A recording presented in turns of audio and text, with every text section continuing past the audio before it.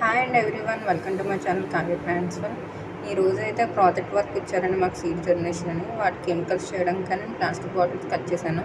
ఈ క్యాప్ ఉన్నాయి అయితే పడాలనిపించలేదండి, నాకు చిన్న చిన్న కప్స్ అనిపించినాయి.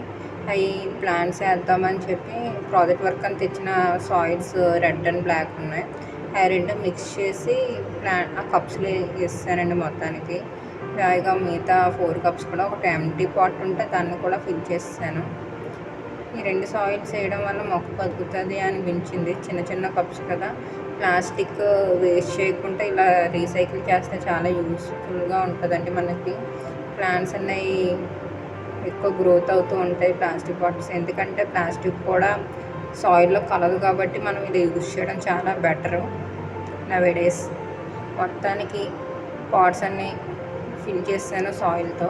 ఒక ప్రాజెక్ట్ వర్క్ కదండి, అందుకు సీడ్ జర్మినేషన్ కోసం బాక్సులలో ఫిల్ చేసి ఉంచేసాను.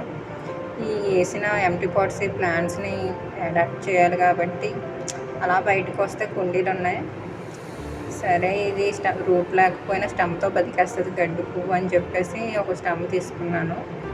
దాన్ని మొత్తానికి కట్ చేస్తానండి. తర్వాత బ్రయోఫిలం ప్లాంట్స్ తీసుకున్నాను చిన్నవి.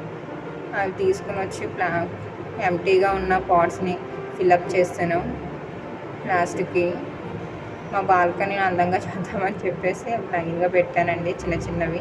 ఈ ఫస్ట్ వీడియోలో చేసిన సకరికా బెల్ ప్లాంట్ అండి, ఇది ఇండోర్ ప్లాంట్. మనం చేసిన ఈ ప్లాంట్స్ అన్నీ ప్లాంటేషన్ చేసినవి చిన్నవి. చూడడానికైతే చాలా అందంగా ఉన్నాయండి చిన్న చిన్న ప్లాస్టిక్ కప్స్లో.